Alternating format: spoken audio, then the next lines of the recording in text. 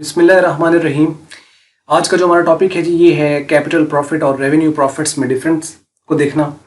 Business में दो ही तरह के प्रॉफिट्स होते हैं, एक या तो वो कैपिटल नेचर का प्रॉफिट होता है या वो रेवेन्यू नेचर का प्रॉफिट होता है।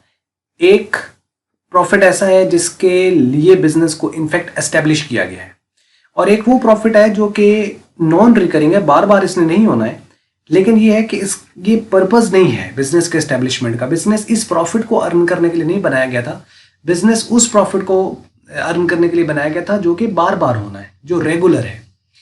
तो उसी रेगुलर प्रॉफिट को देखते हुए ही तो बिजनेस को जनरेट किया गया।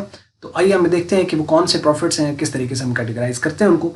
कैपिटल प्रॉफिट ये नॉन रिकरिंग है, मतलब इसने बार बार नहीं होना, ये रेयर है, कभी ना कभी कोई कहीं ना कहीं से कोई गाहे बगाए इरेगुलर बेसिस के ऊपर आपको जो प्रॉफिट होता है उसको हम कहते हैं कैपिटल प्रॉफिट।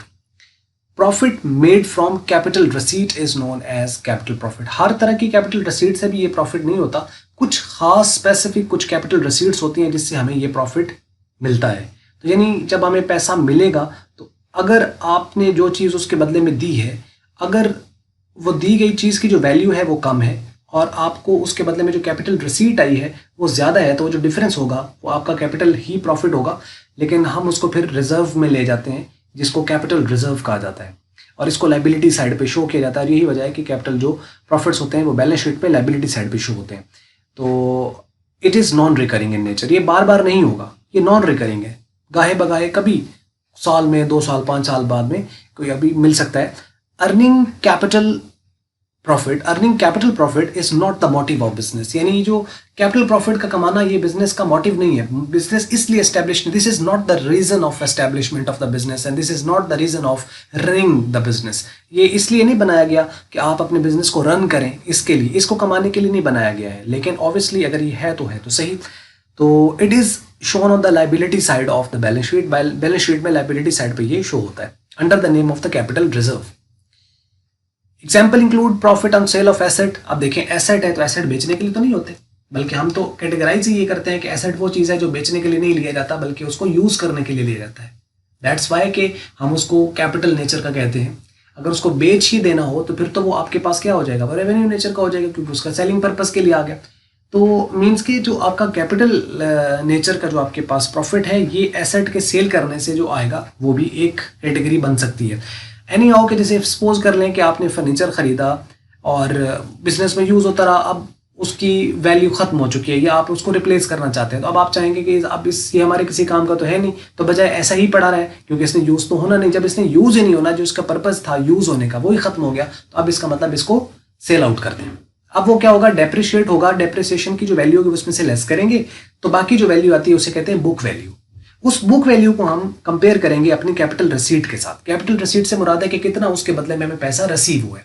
सपोज कर लें कि अगर 50,000 रुपए का जो था वो हमारे पास फर्नीचर था और उसमें से हमने यूज़ किया और डेप्रिशिएट हो गया वो 20,000, अब उसकी वैल्यू है 30,000 फॉर एग्जाम्पल, और हम उसको रिप्लेस कर दिया और नया हम फर्नीचर लें। अब हम वो जो 30,000 है वो उसकी बुक वैल्यू है क्योंकि 20,000 डेप्रिशिएट हो गया।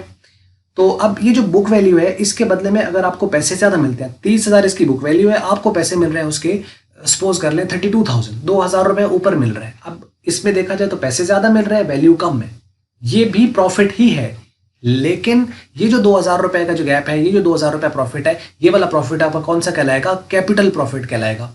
अब ये रेगुलर प्रॉफिट तो नहीं है, तो इस वजह से इसको लायबिलिटी साइड पर शो किया जाता है। खास तौर पर कंपनीज वगैरह जो है उसके लिए इसके लिए कैपिटल रिजर्व का एक हेड बनाया जाता है और उसके अंदर इसको लिखा जाता है।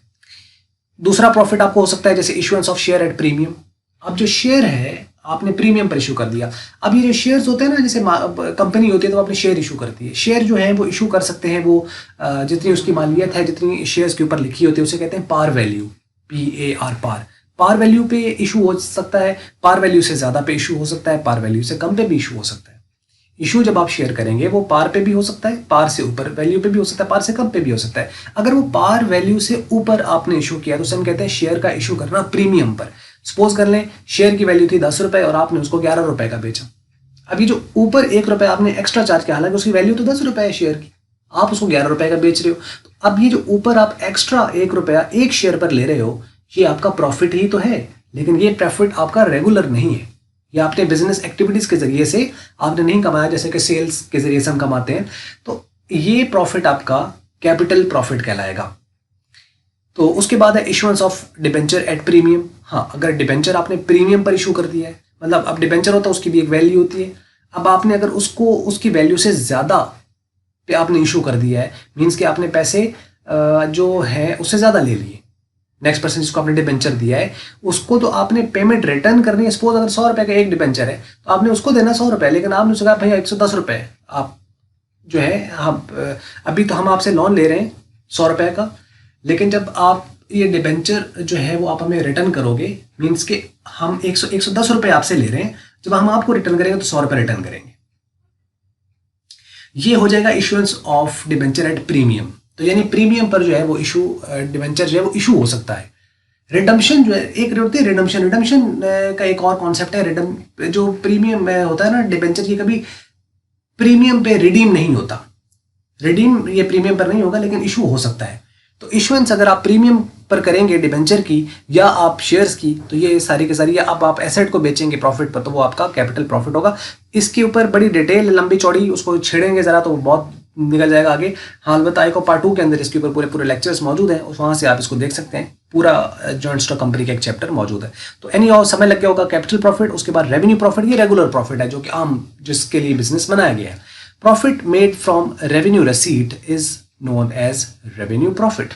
रेवेन्यू रिसीट से आता है, यानी जो आपके रेगुलर इनकम आपके पास आ रही है, जैसे सेल्स हो गई, इंटरेस्ट वगैरह है, कमीशन है, जो कि डायरेक्ट इनडायरेक्ट सारा मिला के उसमें से एक्सपेंस माइनस होंगे तो बाकी जो प्रॉफिट बचेगा, जिसको हम जैसे कि हम आम तौर पे कहते हैं ग्रॉस प्रॉफिट या नेट प्रॉफिट। जो ग्रॉस प्रॉफिट नेट प्रॉफिट्स होते हैं वो हमारे रेवेन्यू प्रॉफिट्स होते हैं। It is recurring in nature and earning revenue profit is the motive of the business, यानी this is the reason of the establishment of the business. Business बनाया क्यों गया है? रेवेन्यू प्रॉफिट जनरेट करने के लिए। It is added to the capital in the balance sheet और divided among the partner, यानी अगर पार्टनरशिप है तो पार्टनर के बाद डिवाइड हो जाएगा, और अगर सोल प्रोपराइटर है तो उसके अंदर आ जाएगा, अगर कंपनी है तो उसका डिविडेंड की शक्ल में इसको दे दिया जाता है।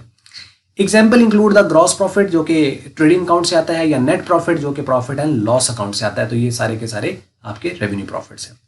तो ये था जी इसमें प्रॉफिट्स के दरमियान डिफरेंस। तो मेरी कंपनी दो तरह के प्रॉफिट जनरेट करती है, कैपिटल प्रॉफिट, एक रेवेन्यू प्रॉफिट। कैपिटल प्रॉफिट जो होता है वो लायबिलिटी साइड पे शो होता है, और जो रेवेन्यू प्रॉफिट होता है ये trading and profit and loss account से निकलता है, और ये क्रेडिट बैलेंस होता है, और अल्टीमेटली इसको हमें कहाँ लेकर जाना होता है? बैलेंस शीट में ही लेकर जाना होता है। लेकिन अगर सोल प्रोपराइटर है तो कैपिटल में ऐड हो जाएगा, पार्टनरशिप है तब भी वो कैपिटल में होता है, यानी इंडिविजुअल पार्टनर्स हो गए उनके कैपिटल में ये चला जाएगा, और बाद में उसको वो विड्रॉ कर सकते हैं।